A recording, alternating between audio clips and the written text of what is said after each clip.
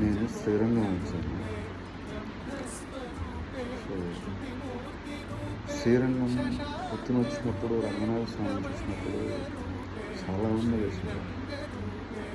So పాలకడల పైన ఎలా మహావిష్ణువు పడుకో ఉన్నాడు అలాగే పడుకో ఉన్నాడు. స్వామిని చూసి చాలా ఆనందం వేసింది. చరిత్ర తెలుసుకుందామని ఇందాక చాలా వీడియోస్ చూస్తున్నాను. నాకు ఎందుకో తెలియదు కానీ ఎంత బాధ వేసిందంటే శ్రీరంగంలో శ్రీ మహావిష్ణువు ఎన్ని కష్టాలు పడ్డాడంటే రాములు వారు పడ్డ కష్టాల కంటే ఎక్కువ పడ్డాడు. ఓ 2 సార్లు కావేరి మొత్తం ఇసుకతో కమ్మేస్తే ఇసుకలో కూడిపోయారు.